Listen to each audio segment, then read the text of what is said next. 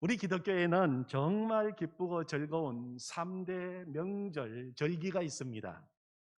첫 번째는 성탄절입니다. 예수님께서 우리를 구원하시기 위해서 이 땅에 태어나신 날입니다. 두 번째는 부활절입니다. 예수님께서 십자가에서 죽으시고 3일 만에 다시 살아나신 날입니다. 그래서 우리는 성탄절과 부활절을 아주 기독교의 최대 축제일로 지키고 있습니다. 그런데 성탄절, 부활절과 함께 정말 중요한 또 하나의 절기가 있는데 바로 성령 강림절입니다. 성령 강림절은 예수님이 부활 성천하신 후 약속대로 성령께서 임하신 날입니다. 성령 강림절이 우리 기독교에 있어서 중요한 이유는 성령께서 오심으로 말미암아 우리는 예수님의 탄생의 의미, 십자가와 부활의 의미를 비로소 알게 되었고 믿을 수 있게 되었기 때문입니다. 성령이 오셔서 하시는 가장 중요한 일은 예수님께서 이 땅에 오시고 십자가에서 이루어 놓으신 그 구원을 나의 구원이 되게 하시고 믿게 하시는 것입니다. 오늘이 바로 그 성령 강림절입니다. 우리는 성탄절이 되면 메리 크리스마스 그렇게 인사합니다. 지난 부활절에는 예수님이 부활하셨습니다. 그렇게 기뻐하며 인사했습니다. 그렇다면 오늘 성령 강림절에도 우리는 기쁨으로 인사해야 되지 않겠습니까? 어떻게 인사하면 될까요? 성령이 오셨네. 그렇게 우리가 인사하는 것입니다. 우리 옆에 계시는 분들과 함께 기쁨으로 성령 강림절 인사를 나누시겠습니다. 성령이 오셨네. 성령이 오셨네. 오늘 성령 강림절을 준비하면서 제 입에서 계속 나오는 한 노래가 있었습니다. 성령이 오셨네. 허무한 시절 지날 때, 깊은 한숨 내쉴 때, 그런 풍경 보시며 탄식하는 분이 있네. 그와 같이 너희를 버려두지 않으리. 내가 너희와 영원히 함께 하리라. 성령이 오셨네. 성령이 오셨네. 내 주에 보내신 성령이 오셨네. 우리 인생 가운데 친히 찾아오셔서 그 나라 꿈꾸게 하시네. 억눌린 자, 갇힌 자, 자유함이 없는 자, 피난처가 되시는 성령님이 계시네. 주의 영이 계신 곳에 참 자유가 있다네. 진리의 영이신 성령이 오셨네. 성령이 오셨네. 성령이 오셨네. 내 주에 보내신 성령이 오셨네.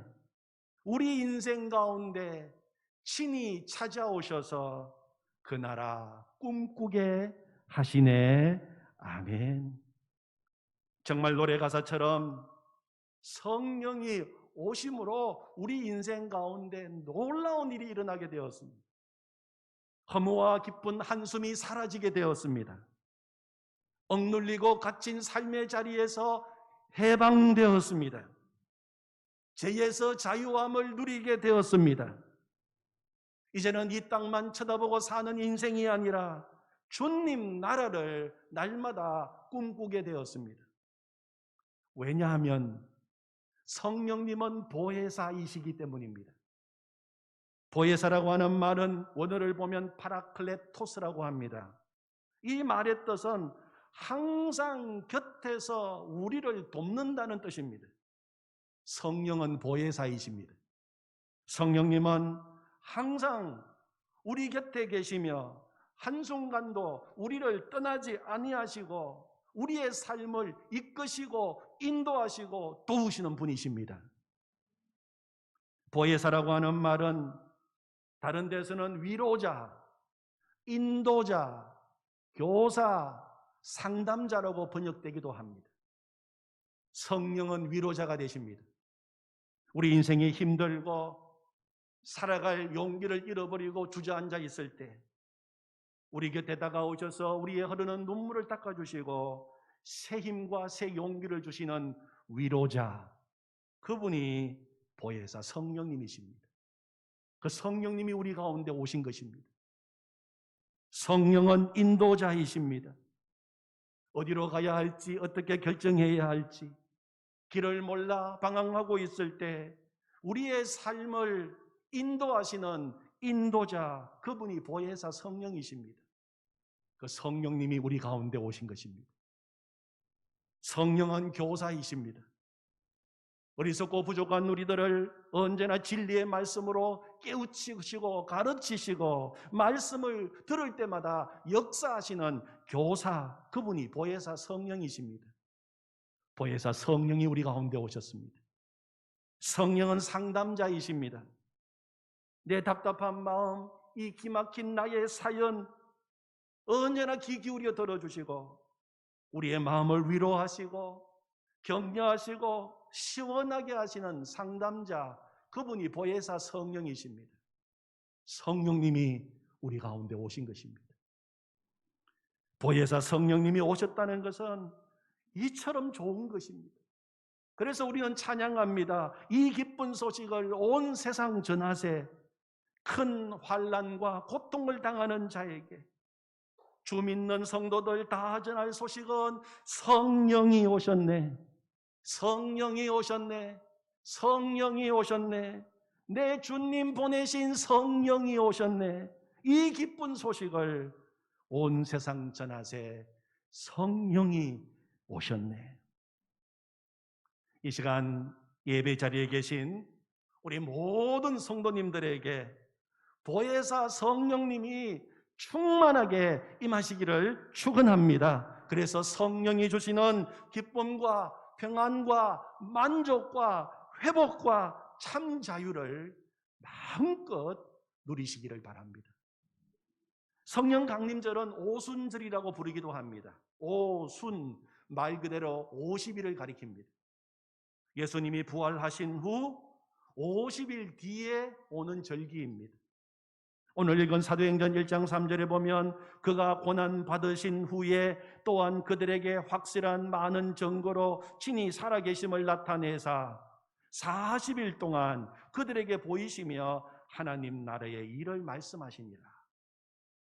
예수님은 부활하신 후 40일 동안 제자들과 이 땅에 함께 계셨습니다. 제자들과 함께 계시면서 확실한 많은 증거로 부활하시고 살아계심을 보여주셨고 하나님 나라에 대해서 말씀하셨습니다. 그리고 제자들이 보는 앞에서 성천하셨습니다. 사도행전 1장 9절 말씀입니다. 이 말씀을 마치시고 그들이 보는데 올려져 가시니 구름이 그를 가리어 보이지 않게 하더라. 예수님은 성천하셨습니다. 예수님이 성천하시고 열흘이 지났을 때, 바로 오순절 날이 되었을 때 성령이 임하시게 된 것입니다. 2장 1절 이하를 다시 한번 보시기 바랍니다. 오순절 날이 이미 이름에 그들이 다 같이 한 곳에 모였더니 호련히 하늘로부터 급하고 강한 바람 같은 소리가 있어 그들이 앉아놓은 집에 가득하며 마치 불의 혀처럼 갈라지는 것들이 그들에게 보여 각 사람 위에 하나씩 임하여 있더니 4절입니다. 같이 읽겠습니다. 그들이 다 성령의 충만함을 받고 성령이 말하게 하심을 따라 다른 언어들로 말하기를 시작하니라. 아멘. 오순절날 성령께서 예배의 자리, 기도의 자리에 모인 모든 성도들 한 사람 한 사람 각 심령에 충만하게 임하신 것입니다. 오순절 다락방에 모인 120여 명의 성도들에게 바람같이 불같이 임하셨던 그 성령이 오늘 이 시간 우리에게도 각 사람에게 임하시기를 축원합니다. 아멘. 그럼 어떻게 하면 성령이 충만하게 우리 가운데 임하시게 될까요? 첫 번째는 기다려야 합니다. 기다려야 합니다. 약속의 말씀을 붙들고 기다려야 합니다. 예수님은 분명히 여러 번 성령을 주신다고 약속하셨습니다. 요한복음 14장 16절 내가 아버지께 구하겠으니 그가 또 다른 보혜사를 너희에게 주사 영원토록 너희와 함께 있게 하리니. 요한복음 14장 26절에서는 보혜사 곧 아버지께서 내 이름으로 보내실 성령 그가 너희에게 모든 것을 가르치고 내가 너희에게 말한 모든 것을 생각나게 하리라. 그리고 오늘 사도행전 1장 5절에서 또 예수님은 또 말씀하십니다. 요절 말씀인데 같이 읽겠습니다. 요한은 물로 세례를 베풀었으나 너희는 몇 날이 못되어 성령으로 세례를 받으리라. 아멘. 우리가 성령 충만을 받으려면 예수님께서 누차 말씀하신 그 약속의 말씀을 붙들고 그렇게 해 주시기를 기대하며 기다려야 합니다. 성령 충만은 누구에게 주신 약속입니까? 예수님을 구주로 영접하고 제사함 받은 하나님의 자녀들에게 주신 약속입니다. 예수님을 구주로 영접한 사람, 제사함을 받은 사람은 그 누구라도 성령 충만을 받을 수 있고 받아야 된다는 것입니다. 5절 말씀에서 예수님은 물세례와 성령 세례를 언급하십니다. 5절에 다시 보시면 요한은 물로 세례를 베풀었으나 너희는 몇 날이 못되어 성령으로 세례를 받으리라. 세례 요한은 물로 세례를 베풀었습니다. 물 세례를 베풀었습니다. 물 세례는 제사함을 받기 위한 세례였습니다. 사람들은 회개하라 천국이 가까이 왔다 외치는 세례 요한에게 나와서 자신들의 죄를 자백하고 요단강에서 세례를 받았습니다. 세례 요한의 물 세례는 제사함을 받는 세례였습니다. 지금 예수님의 제자들도 다 물 세례 받은 사람들입니다. 그런데 물 세례를 이미 받은 제자들에게 예수님께서는 말씀하십니다. 예루살렘을 떠나지 말고 기다려라. 몇 날이 못되어 하나님이 주시고자 약속하신 성령께서 너희에게 오실 것이고 너희는 성령으로 세례를 받을 것이다. 그렇게 말씀하셨습니다. 그러므로 물 세례가 제사함 받고 예수님 믿고 새 생명 얻어 거듭나는 것이라고 한다면 성령 세례는 예수님을 주로 믿고 고백하는 성도들에게 성령의 능력을 부어 주셔서 복음의 정인의 삶을 살고 능력 있는 삶을 살도록 하시는 것이 성령 세례입니다. 아주 중요합니다. 우리가 이것을 잘 구별해야 됩니다.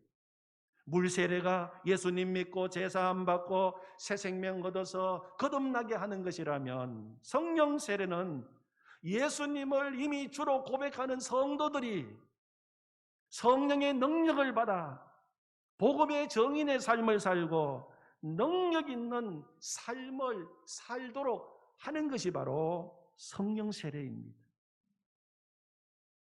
성령으로 세례를 받으면 사도행전 1장 8절 말씀처럼 오직 성령이 너희에게 임하시면 너희가 권능을 받고 예루살렘과 온 유대와 사마리아와 땅끝까지 이르러 내 증인이 되리라. 이 말씀이 내 삶 속에 그대로 이루어지게 되는 것입니다. 성령 세례는 한마디로 말하면 성령 충만을 이야기하는 거죠. 사랑하는 성도 여러분, 우리가 예수님을 믿고 제사함 받고 새 생명 얻는 것 정말 귀한 일입니다. 그러나 거기에서 끝나면 안 됩니다. 그것으로만 만족해서는 안 됩니다. 성령 충만하여 능력을 받아야 하는 것입니다. 왜냐하면 생명은 태어났는데 능력이 없다면 그것은 아무것도 할 수 없는 연약한 갓난 아이와 같기 때문입니다. 우리는 성령의 능력을 받아야 됩니다. 그리스도인으로서 주님이 세워주신 가정, 일터, 모든 삶의 자리에서 승리하는 삶을 살기 위해서는 반드시 성령께서 주시는 능력이 필요합니다. 성령 충만을 받으면 어떤 능력을 받게 됩니까? 어떤 능력이 생기게 됩니까? 첫 번째는 성령 충만 받으면 믿음의 담대함이 생깁니다. 믿음의 능력을 얻게 됩니다. 베드로는 성령 받기 전에도 예수님을 주님이라고 고백했습니다. 그는 예수님을 믿었습니다. 그런데 담대한 믿음은 없었습니다. 그래서 작은 여종 앞에서도 말 한마디에 두려워 벌벌 떨면서 예수님을 모른다고 나중에는 저주까지 하면서 부인한 것입니다. 절대로 나는 주님 버리지 않겠습니다 장담했지만 주님께서 잡히시고 십자가에 못 박히실 때 그는 비겁하게 도망치고 말았습니다. 그런데 그런 그가 성령이 임하고 성령 충만을 받은 후에는 담대해졌습니다. 예수님을 죽인 종교 지도자 유대인들 앞에서 부활하신 예수님을 담대히 전하게 되었고, 그리고 예수님을 믿으라고 이야기했습니다. 성령 충만으로 두려움이 사라지고 믿음의 담력이 생긴 것입니다. 성령 충만 받아야 됩니다. 두 번째로 성령 충만을 받으면 죄를 이길 능력이 생깁니다. 죄를 이길 능력이 생깁니다. 왜 제사함 받고 구원받고 하나님의 자녀가 되었는데도 또다시 죄의 종이 되어 죄를 이기지 못하고 또 넘어지고 또 넘어지는 이유가 무엇입니까? 죄의 유혹이 강해서입니까? 진짜 이유는 성령 충만을 받지 못해서입니다. 요한일서 3장 8절에 보면 죄를 짓는 자는 마귀에게 속하나니 마귀는 처음부터 범죄함이라. 하나님의 아들이 나타나신 것은 마귀의 일을 멸하려 하심이라 말씀하셨습니다. 성령은 예수 그리스도의 영이십니다. 성령 충만하게 되면 예수님이 내 마음에 들어오십니다. 성령 충만은 예수님으로 충만해지는 것입니다. 내 모든 삶의 자리에서 예수님과 동행하는 삶을 살게 되는 것이 성령 충만입니다. 이미 십자가에서 우리의 모든 죄를 다 해결하시고 다 용서하셨을 뿐만 아니라 마귀의 일을 다 멸하신 예수님께서 내 마음에 오셔서 언제나 나와 함께 계시는데, 주가 되어 주시는데, 우리는 죄와 싸워서 얼마든지 승리할 수 있는 것입니다. 마귀의 일을 죄짓게 만드는 마귀를 멸하신 예수 그리스도께서 내 마음에 계시기 때문입니다. 성령 충만 받아야 죄 이길 수 있습니다. 그렇지 않으면 죄 이기지 못합니다. 세 번째, 성령 충만을 받으면 세상을 이길 능력을 얻게 됩니다. 세상을 이길 능력이 얻게 됩니다. 우리 그리스도인들은 세상과 동떨어져서 산속에 사는 사람이 아닙니다. 오늘도 우리가 이 예배를 마치면 다시 세상 속으로 들어가야 됩니다. 세상 한복판에서 살아야 됩니다. 우리가 사는 세상은 어떤 곳입니까? 악한 영, 세상의 영이 지배하고 있는 것입니다. 이러한 곳에서 그리스도인으로 하나님의 사람으로 정체성을 분명히 드러내며 사는 일은 결코 쉬운 일이 아닙니다. 그러나 성령 충만을 받으면 달라집니다. 성령 충만을 받으면 얼마든지 세상을 이길 수 있는 것입니다. 내가 세상을 이겼노라, 그렇게 말씀하신 예수 그리스도께서 성령 가운데 우리 가운데 오셔서 늘 우리의 대장 되어 주시고 우리와 함께 하시기 때문에 우리는 얼마든지 세상을 이길 수 있는 것입니다. 세상에 하나님 나라를 세우게 되는 것입니다. 그래서 예수님은 제사함 받고 하나님의 자녀로 거듭난 우리에게 성령 충만을 받아라, 그렇게 말씀하신 것입니다. 예수님을 믿는 우리에게 성령 충만을 받아라 하는 이 말보다도 더 좋은 말이 없습니다. 더 축복의 말이 없습니다. 사랑하는 성도 여러분, 성령 충만을 받으시기를 바랍니다. 오늘 사도행전 1장 4절을 보면 사도와 함께 모이사 그들에게 분부하여 이르시되 예루살렘을 떠나지 말고 내게서 들은 바 아버지께서 약속하신 것을 기다리라. 아버지께서 약속하신 것은 성령을 이야기합니다. 예수님께서는 지금 제자들에게 이렇게 말씀하지 않았습니다. 왜 빨리 나가지 않느냐? 한시가 급한데 빨리 나가서 전도해라. 빨리 일해라. 헌신해라. 봉사해라. 그렇게 말씀하지 않았습니다. 성령 받기까지 예루살렘 떠나지 말며 너희들은 기다리라고 말씀하신 것입니다. 아버지께서 약속하신 성령을 받으려면 예루살렘을 떠나지 말아야 됩니다.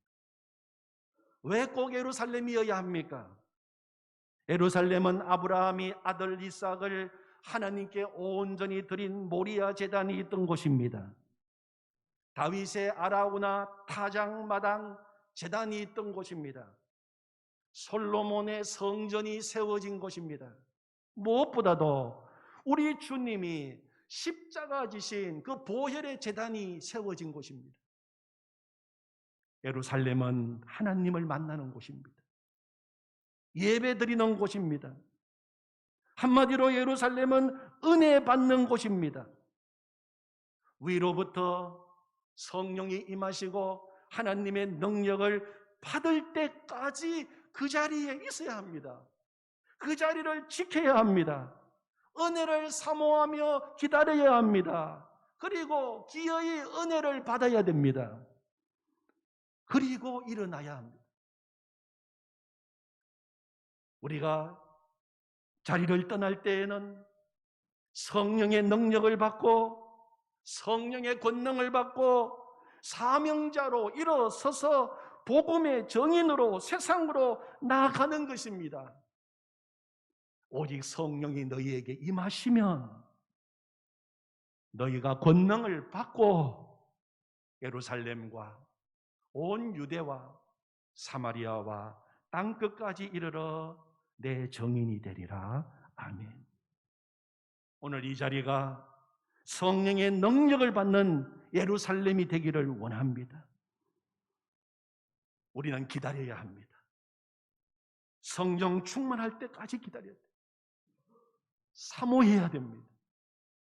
하나님, 오늘 이 거룩한 예배 자리에 나왔습니다. 성령을 부어 주시옵소서. 성령으로 충만케 하여 주시옵소서. 성령 충만하지 않고서는 이 자리 떠날 수 없습니다. 주여 성령으로 충만케 하여 주시옵소서.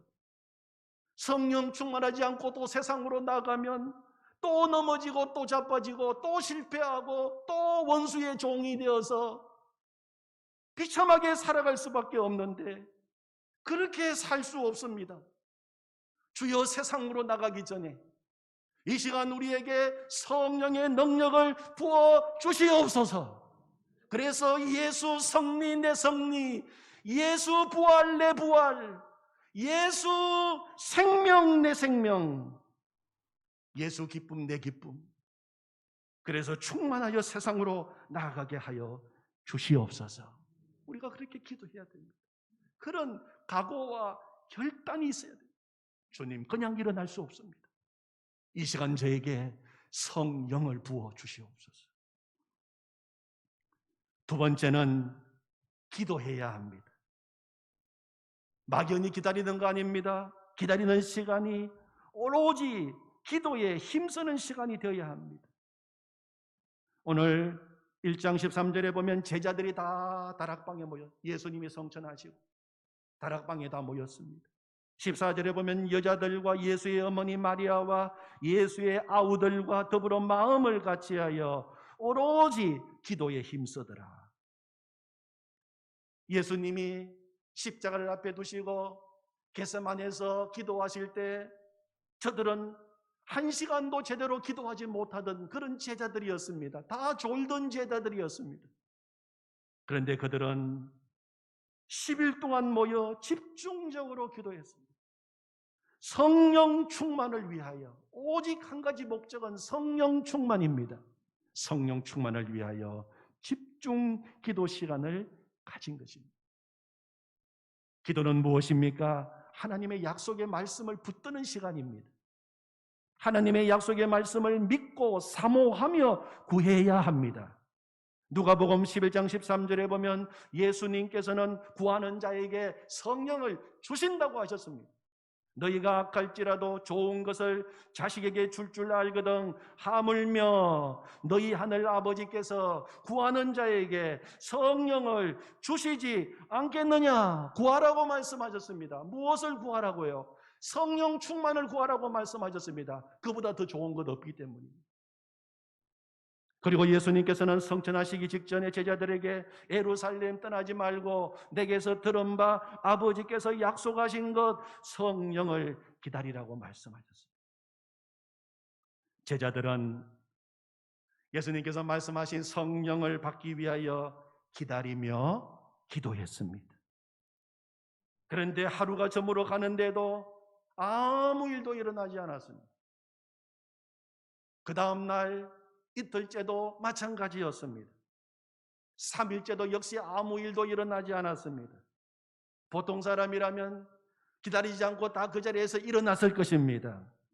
5일이 지나고 6일이 지나고 7일이 지나도 아무 응답이 없었습니다. 그런데 오늘 마가의 다락방에 모인 120여 명의 성도들은 끝까지 기도했습니다.